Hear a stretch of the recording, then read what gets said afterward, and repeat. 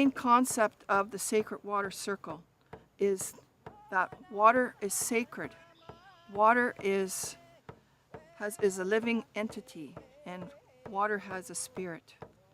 We believe that if we can influence and share these teachings from those elders among the Kogi, the Hopi, His Holiness the Dalai Lama, and our own elders among the Anishinaabe, that water is sacred.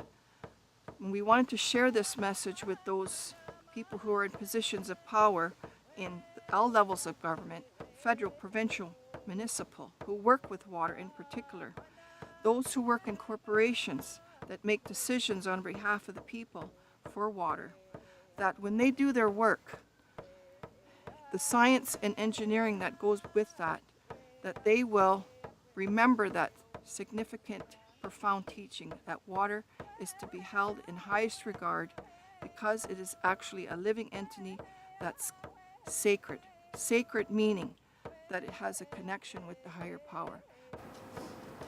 Water is so precious and very sacred. It's one of the basic elements needed for life to exist. It's a sacred gift that has been given to us by the Creator, and it's the lifeblood of Mother Earth. So referencing these realities speaks to some of the reasons we gather over the next few days and causes us all to be cognizant and collectively assured that we will look after our nipi, our water. And yes, it does remain in abundance, but it is pure. It is not the quality that we desire or require. Water is a detriment of life-saving, life support, and for the very existence of us on this earth. I could hear the water splashing against the boat, and the boat, which we call Jimon, which is, Jimon is a boat, and Northern is the wind. And as he rowed, and he says, listen to the sounds of the water, and listen to the wind. And he says, shh, my daughter. They're singing together. They're singing a song. The spirit, water, and the wind are singing together. And when he said that, I listened to the outside world, and I began to hear the sound, beautiful sound, and it was like a ribbon of song as he rode when the water was splashing against the boat. We need to know, our children need to know where they come from, how they were brought up. They need to know those things. So with that, I brought up my children, and we would travel to many powwows, to many ceremonies, so that way they have that, the traditions. So the elders said, I asked the elders, the prophet, well, Grandpa, how are you going to heal the land?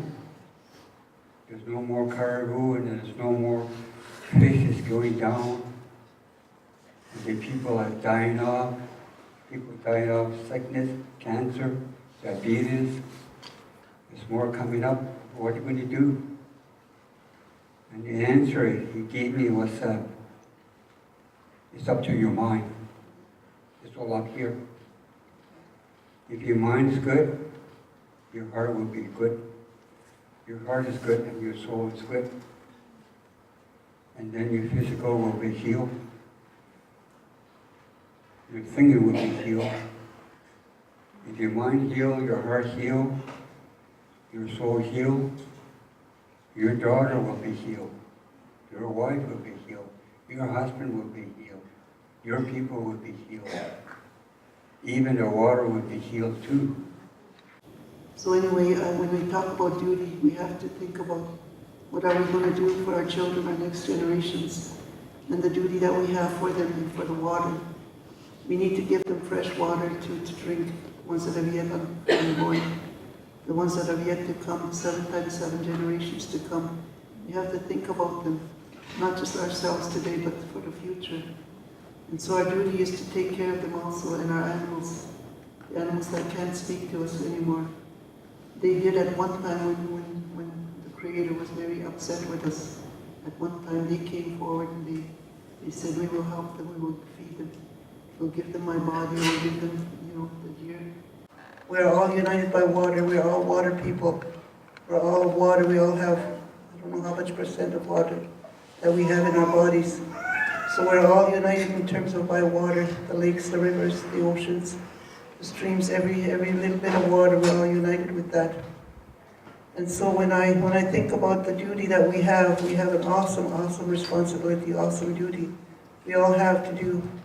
I don't care who it is, what color you are, what nationality, what religion, or what your space is in terms of creation, whether you're a politician or you're MP, MPP, or whatever the other one is, Prime Minister, I think is the other one. He also has a duty, and we also have to remind him of his duty for the water. And I speak on behalf of him that he will also listen to his spirit and find out what his duty is for the water. For any waters in the world, I have responsibility and a duty to protect that water. Whatever I can, I will do to protect that water. I will die for the water. So that is how my duty is, to remind you all that to wake up to the message that you have a duty to speak for the water, to speak to the people, speak to the politicians, to speak to prime ministers, the President of the United States, to tell them that we have a duty. Help you to understand these challenges from different perspectives, from the governmental perspective, from the community perspective, from the spiritual perspective, from the perspective that water to some is H2O, it's a chemical composite, there's something to look at on that level, but to many it's the other end of the spectrum, where it is life, it is a living entity, and then how do we bridge these views? So I think there are ways, and I know it's getting late in the day, but I had to go through some of them. And but what I'd advocate for is what we've talked about as well, and it's a question that I still say to myself: so where do I contribute? How do I contribute? For most people, I would say that we need to advocate for water protection, just something simple, saying we need a national strategy to protect our water. We need to look at what other countries are doing. But I always had this strong belief that it's the indigenous approaches and these spiritual ways of living in harmony and balance with nature that will help and will contribute to a sustainable future for all. There's going to be a time when people are spiritually disconnected. This white buffalo will bring many people together. This white buffalo calf, many people have dreams, visions. The spiritual people will unite once again as a relative. Good feelings. Go back to your sacred sites. Go back to your ways, your mind, body, and spirit, your own body, your own DNA, your food, your medicine. Respect Mother Earth. Mother Earth has the same amount of blood as each and every one of you.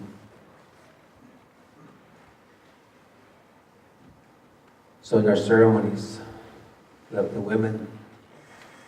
The women are the backbone of our nation. But we have equal respect.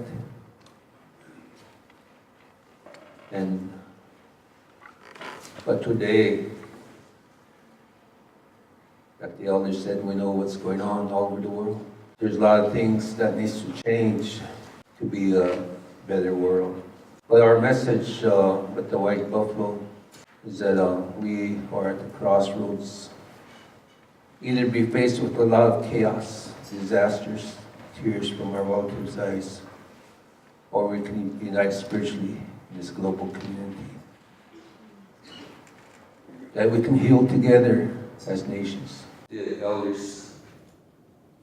He told me about the white buffalo calf. If that scout, there's a bad, good scout and a bad scout. You make that choice in your life. It's up to you to make that change.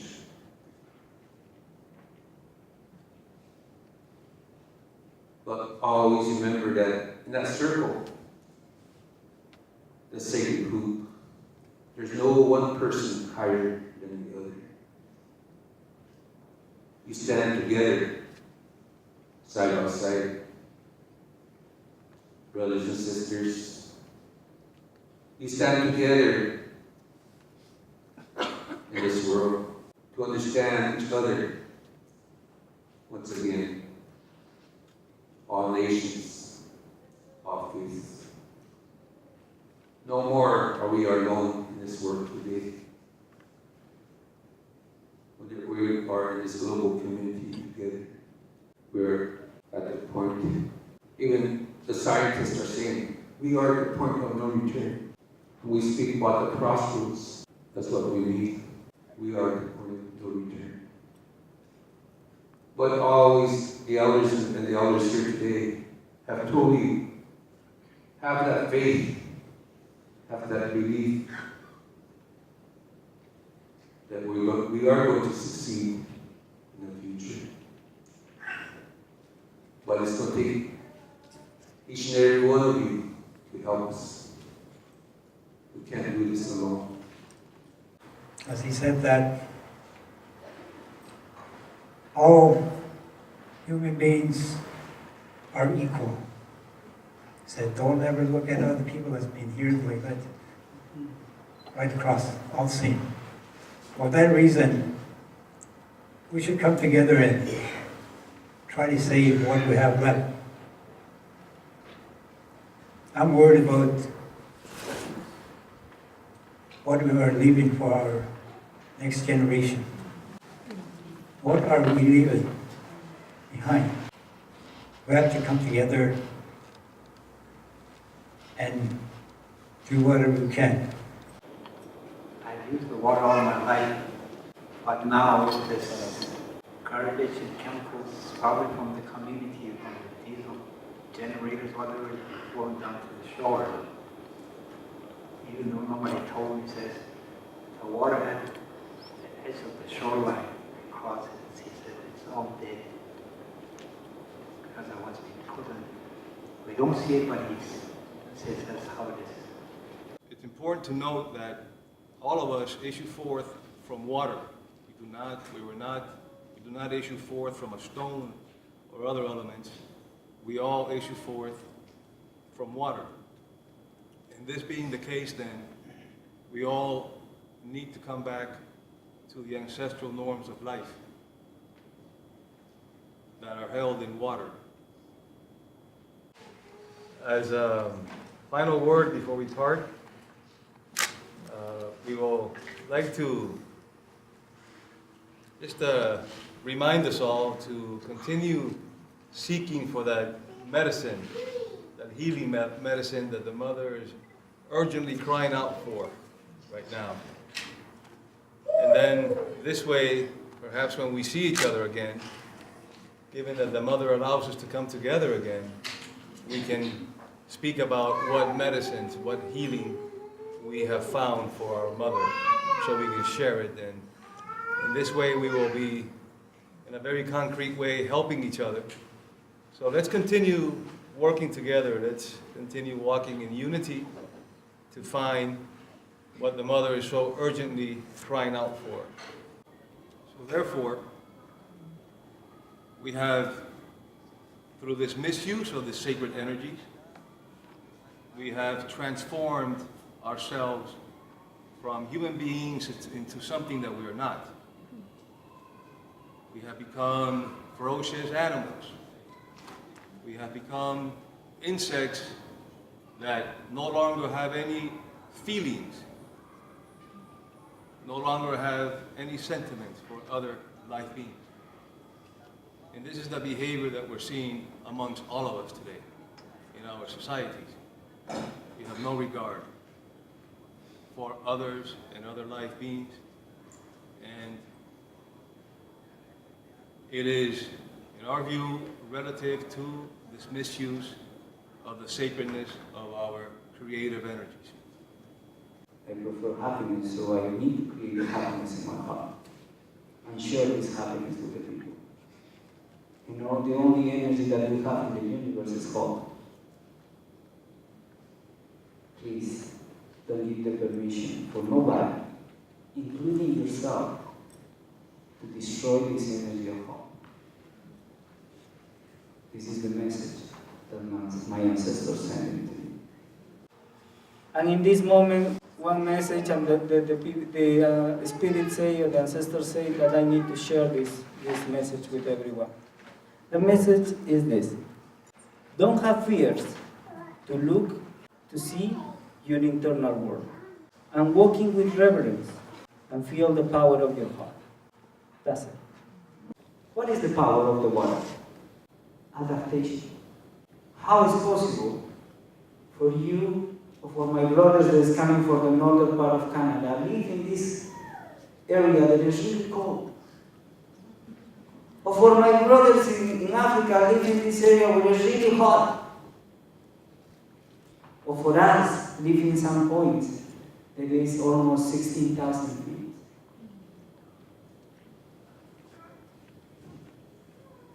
How is possible? Because the water, this is spirit that is in life, gives this essence for us. Love is a friendship. Love is understanding. Love is peace. Love has never kept a record of wrong. Love is beautiful, very powerful. Whenever we talk about the water, with that love, it will come. The good thing will come in our way, and we'll get there. What do we do to protect her? What do we do to protect the earth so that our children, coming way down, and not only the seventh generation children, but beyond? The Anishinaabe system of living here was so designed. The Anishinaabe was smart, see? Was so designed to last forever. Forever. Not only a couple hundred years. How much time do we have if we continue to go the way we are? I don't know. Sometimes I wonder. Anishinaabe will survive some of this, probably longer than the urban people, because we have some of the skill. When I find myself stressed or a bad day, I look to the water. I can go and sit by a river, go sit by a lake, and just feel at peace and just reconnect. Just be able to take that time to just sit and think about different things and come to a realization that, you know, like all the elders have said, that the water is the most important thing that we have right now. And no matter what we do, it could be as little as just picking up garbage along the shoreline, just around your own home and stuff, but every little bit helps. And the most important thing are the generations to come, my children, their children's children. One of the main things is to have fun while you're doing whatever it is you're doing. And we all have a duty to walk on the journey. And when we walk the talk, we have to think of our journey all the time, to destination, where we're going to go with the water. We always make sure that we have fun along the way also. But there's times that it can be very difficult at times. And my elder told me one time, I was telling him about what happened, and he said, kill them. He said, kill them. Kill them with kindness, he said. And that's what I do when somebody, gets mad at me. I just think about them and I think, okay, I'll kill her with kindness. So,